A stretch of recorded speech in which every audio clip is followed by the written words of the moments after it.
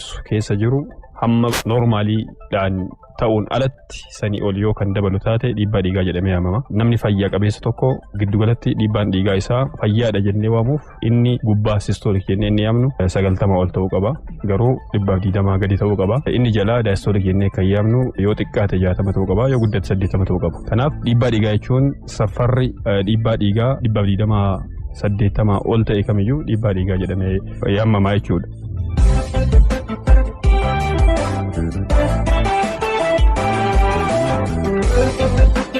Namni tokko dhukkuba dhiibbaa dhiigaa yoo qabaate mallattoon isaa maal fakkaata? Mallattoo akkamii fida jennee kan kaasnu taate wanni guddaan yeroo hedduu dhiibbaan dhiigaa mallattoo hin qabu. Kanaaf mallattoon jiraachuu fi jiraachuu dhabuun alatti namni kamiyyuu dhiibbaa dhiigaatiif saaxilamuu kan danda'u. Fakkeenyaaf namni umriin isaa 40 ol ta'e, namni qaamni isaa furdaa ta'e, namni kanaan dura fira keessatti dhiibbaan dhiigaa jiru, namni sukkaara qabu. Namoonni kunniin mallattoon carraan mallattoo dhukkuba dhiibbaa dhiigaatiin qabamuun isaanii guddaadha waan ta'eef mallattoon osoo hin jiraatin dhiibbaa isaanii safaramanii beekamuu fi ilaalamuutu irra jiraata jechuudha. Yoo mallattoo qabaate dhukkubni dhiibbaa dhiigaa mallattoo fidan keessaa tokko dhukkubbii mataati. Dhukkubbii mataa jiddu galeessa haga cimaa ta'e isaan hubuu danda'a. Dhukkubbii mataa kun yeroo hedduu kan hubu gara duubaatiin, dhukkubbii gara mataa gara duubaatiin ganama morma kiyya na qaba jedhanii warroonni dubbatan yeroo hedduu mallattoo dhukkuba dhiibbaa ta'a. Mallattoon dhukkuba dhiibbaa kanaan alatti jiru yoo dhukkubni dhiibbaa dhiigaa xaxaa fidee dhufa.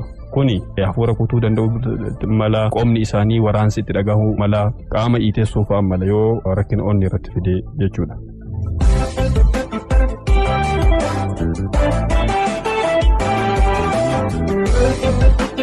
Mallattoo kanneen alatti dhukkubni dhiibbaa dhiigaa xaxaa akkamii fiduu danda'a qaama keenya irratti jennee kaasuu dandeenya. Namni tokko dhukkuba dhiiggaatiin eega qabameen booda xaxaan inni hubamuu danda'u tokko xaxaa dhukkuba onneeti, dadhabbii dhukkuba onneeti, hypertensive disease jennee yaamnu. Kanaaf maashaan onnee furdachuudhaan dadhabbii onnee fiduu danda'a.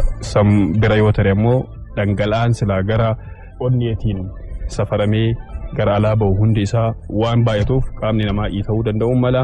Saniin alatti maashaan onnee furdatee hamma dhiiga isa barbaachisu osoo hin argatin maashaan onnee du'ee dhumarratti dadhabbii onnee fala dhumaa hin qabneef saaxiluu danda'a jechuudha. Inni biraa rakkina ijaa fiduu danda'a. Ijji teenya lamaanuu ujummoo dhiiga geessanii fi ujummoo dhiiga deebisaniin kan marfamtee jirtu. Ujummoon dhiiga geessanii fi ujummoon dhiiga deebisan kun dhiibbaa dhiigaatii wal qabatanii furdachuu, bal'achuu, yeroo tokko ammoo cituu fi tarsa'uu danda'u. Eega citanii tarsa'aniin booda ammoo qaama ijaa keessatti dhiiga nam'isiisuudhaan argurraa haga ija dhabuutti dhukkubni dhiibbaa dhiigaa kan geessuu danda'u ta'uun beekamuu qaba.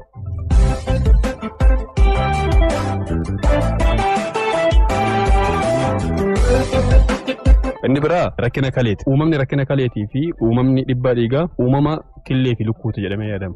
Killee fi lukkuu keessaa kamtu dura uumame? Lukkuutu dura uumame moo killeetu dura uumame jedhanii ibsuun namatti ulfaata. Kanaaf namni tokko dhukkuba kalee qabaateen booda dhukkuba kaleettu dhukkuba dhiibbaa dhiigaa fide moo dhukkuba dhiibbaa dhiigaatu dhukkuba kalee fide jechuun hedduu salphaa miti. Waan ta'eyyuu ta'u dhukkubni dhiigaa yoo jiraate kalee irratti kalee dhukkuba dhiibbaa yeroo gabaabaatii fi dhukkuba kalee yeroo dheeraa hamma dhiqaa kalee yookaan daayalisii barbaachisu geessuu kan danda'udha. Inni fokkataa fi badaan dhukkuba dhiigaa dhiigaatii wal qabatee dhufu dhukkuba miidhama narvii sammuu keessaati yookiin strookii jennee kan yaamnu jechuudha. Strookiin gosa lamatu jira. Inni tokkoffaan strookii hammi dhiiga barbaachisaa ta'e gara sammuutti osoo hin gahiin hafee miidhama narvii wajjin wal qabatee kan dhufu iskemiik strook jennee kan yaamnu. Inni biraa strookii sababa dhiigni qaama sammuu keessatti jiguutiin dhufu heemorraajiik strook. Yeroo hedduu dhiibbaan dhiigaa qaama namaa keessa yoo ture strookii lamaan keessaayyuu kamuu fiduu danda'a. Irra caalaa garuu strookii gosa dhiiga sammuu keessatti nam'uu fi jiguu kan fidudha jechuudha. Kanaan alatti dhukkubni dhiibbaa jiruu namaa guyyaa irratti dhiibbaa hedduu qaba. Xaxaadhaawwan isaan kana wal qabate kanneen fakkaata.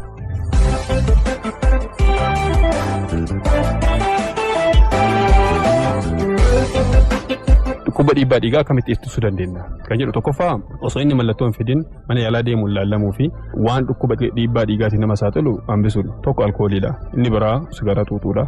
Inni biraa ammoo namni qaamni isaa furdataa ta'e BMI furdina qaamaatii fi hojjaan isaa waliin hin deemne ulfaatina isaa murteessuun sochii qaamaa barbaachisaa ta'e gochuudhaan dhukkuba dhiibbaa dhiigaa ittisuun ni danda'ama. Namni tokko dhukkuba dhiigaa qabaateen booda yoo hin ittisamin yoo dhukkuba dhiigaa qabaate gara mana yaalaa dhufee qoricha isa barbaachifate dhiibbaan dhiigaa sun hamma barbaadamee ol akka hin daballe gochuudhaan dhiibbaa dhiigaa yaaluun ni danda'ama. Kanaaf dhiibbaan dhiigaa dhukkuba ittifamuu fi yaalamuu danda'u waan ta'eef yoo hin jiraatin ittisuun yoo jiraate ammoo yaaluudhaan xaxaawwan dhukkuba dhiigaa wajjin wal qabate hambisuun ni danda'ama jechuudha.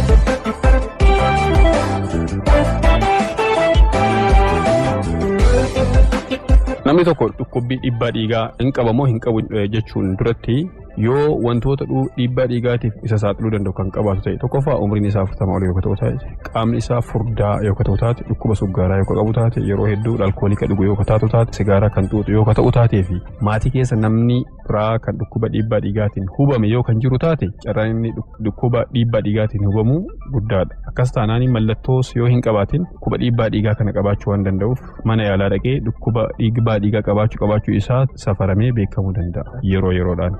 Torbaanitti yoo xiqqaate yeroo 3 safaramuu qaba. Yoo xiqqaate hospitaala irratti manatti safaramuu qaba. Yoo hin ta'in warroonni Yuroopiin kan itti fayyadamu biyya keenya keessatti hin argamu sa'a 24 dhiibbaa dhiigaa maashina namarratti hidhamee hordofutu jira. Biyya keenya keessatti waan hin jirreef malee. Atis biyya keenya keessatti maal gochuu dandeenya namni tokko torbaanitti haala dhiibbaa dhiigaatiif saaxilu keessa jiraate taanaan torbaanitti yeroo 3 ilaalamuu qaba. Gosoonni dhiibbaa dhiigaa adda adda waan ta'aniif.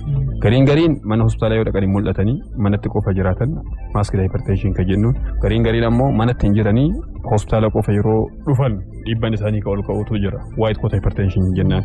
Maaskii hypertension hin jiraate taanaan namni tokko balaa dhukkuba dhiibbaa dhiigaa wajjin wal qabate kamiyyuu saaxilamuu waan danda'uuf manattis safaramuu qaba, mana yaalaa dhaqees safaramuu qaba, gidduuttis safaramuu qaba. Torbaanitti yeroo 3 yoo xiqqaate safaramuu qaba jechuudha.